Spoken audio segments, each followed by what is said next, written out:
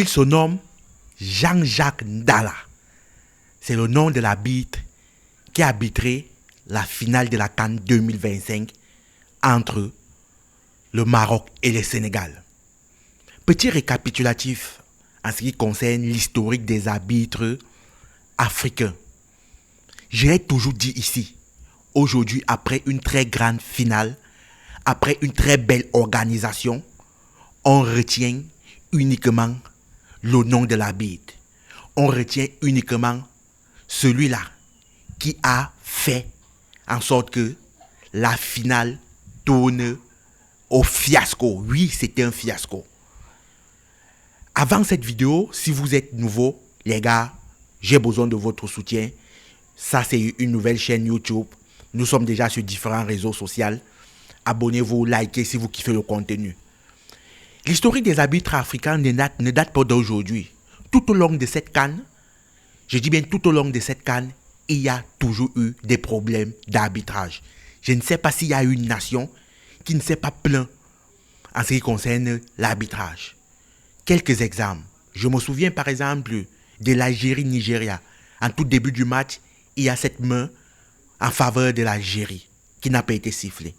Je me souviens par exemple de l'Afrique du Sud contre l'Égypte où il y a un pénalty à la fin du match, l'arbitre ne siffle pas. Je me souviens par exemple du Maroc face au Cameroun, une faute sur Mbembo, l'arbitre ne siffle pas. Je me souviens de l'Égypte face au Bénin. Les Béninois ont une occasion très litigieuse, l'arbitre ne siffle pas. Je me souviens par exemple du Maroc face à la Tanzanie, le dernier à 90e minute. La Tanzanie aurait pu avoir un penalty, l'arbitre une nouvelle fois ne siffle pas. Bref, je peux vous prendre exemple après exemple. Il y a quelques années, je me souviens d'un match Tunisie-Mali, l'arbitre africain siffle la fin du match à la 85e minute, du jamais vu dans l'histoire du foot africain. Je dis bien, c'était du jamais vu. On dirait que le football africain a évolué, mais entre-temps, les arbitres n'ont pas suivi le rythme. Oui, parce que dans cette compétition, il y a eu réellement un problème au niveau des arbitres. Ils n'étaient pas à la hauteur. Il faut qu'on soit clair, il faut qu'on soit cash. Parce que c'est inadmissible aujourd'hui, après la victoire du Sénégal, la majorité des médias, la majorité des personnes, nous sommes plutôt en train de parler des effets qui n'ont pas eu lieu sur la pelouse à cause de l'arbitre. A priori, au début du match, on aurait pu se dire que Jean-Jacques Ndala était à la hauteur. Mais comment pouvons-nous oublier pendant presque tout le match cette histoire de serviette où l'arbitre aucunement n'a intervenu. Pourtant, sur plusieurs angles, on voit bien comment il voit la scène. Il y a des assistants qui sont en train de voir la scène. Il y a des personnes qui sont dans le VAR.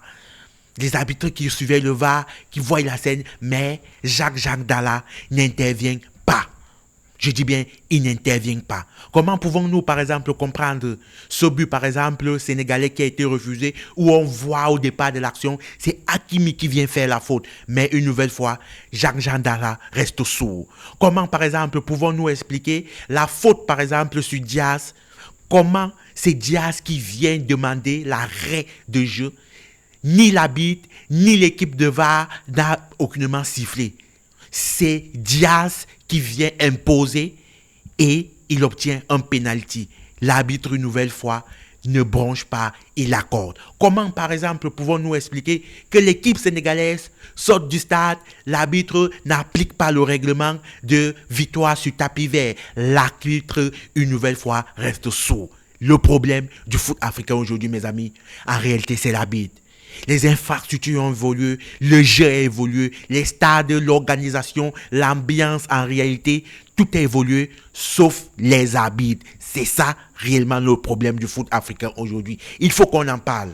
Il fallait un moment dire comment se fait-il que nos arbitres ne sont pas au niveau. On ne va pas prendre aussi des arbitres européens, on ne va pas prendre des arbitres ailleurs pour une compétition qui est la nôtre. C'est impossible. C'est impossible. Jean-Jacques Ndala avait le match à main. Je dis bien, cette finale, on a senti un arbitre expérimenté jusqu'à la dernière minute où il commet 2 erreurs. 2 erreurs. Si Jacques Dalla, par exemple, n'accordait pas ce penalty ou bien ne refusait pas le but, non, on ne serait pas là. On ne serait pas en train de parler de l'arbitre. On serait en train de parler du match, du contenu du match, ce que les deux équipes ont produit, quel était le système de jeu. Mais aujourd'hui, ce n'est pas ce qui est à l'ordre du jour sur la majorité des analystes, dans les majorités des plateaux analytiques, footballistiques. Ce n'est pas ce qu'on parle. On ne retient pas ça. On retient plutôt les faits des jeux. On retient plutôt les équipes sénégalaises qui sortent avant la fin du match. Un duel de serviettes. On voit des joueurs, comment ils empêchent l'équipe adverse d'utiliser la serviette qui est, combien de fois la serviette est importante. Là, c'est jouer sur la pluie et vous n'avez pas de serviette. C'est handicaper l'équipe adverse. Donc, en réalité, aujourd'hui, si on veut que le foot africain reprenne réellement sa gloire, ou bien on remet ce foot africain sur les rails, la première des choses aujourd'hui, le premier secteur d'activité que la CAF devrait se pencher, c'est l'arbitrage. J'ai l'impression qu'ils ont encore besoin de plus de formation. J'ai l'impression qu'ils ont encore besoin de plus de suivi. En réalité, l'arbitrage dans cette CAN était chaotique. Il n'y a aucun arbitre qui me vient réellement à l'esprit. Il n'y a aucun match où je me dis l'arbitre était limpide. Rares sont ces matchs-là. Je dis bien rares sont ces matchs. Parce que n'oubliez pas, c'est ce même Jean Dalla qui a sifflé le match d'ouverture entre le Maroc et le Comore. Et ça, c'est une information. Il se pourra encore que ce même arbitre d'origine congolaise réside au Maroc. Comment est-ce que la CAF peut prendre un arbitre qui réside dans un pays, par exemple, organisateur? Bref, ça, ce sont des choses qu'on ne saurait vous expliquer. Mais ici, j'appelle à la CAF à plus de responsabilité. J'appelle aux arbitres africains à plus de professionnalisme. Je sais qu'aujourd'hui, en étant en Afrique, la majorité des arbitres n'arrivent pas réellement à vivre de leur métier. Mais ce n'est pas pour ça, ce n'est pas pour cette raison que toutefois, on devrait bafouer certaines règles du jeu au détriment de l'argent. On se dit à tout à l'heure, les gars, abonnez-vous. C'est une nouvelle chaîne. On a besoin de vous, j'ai besoin de vous. En vrai, je compte sur vous.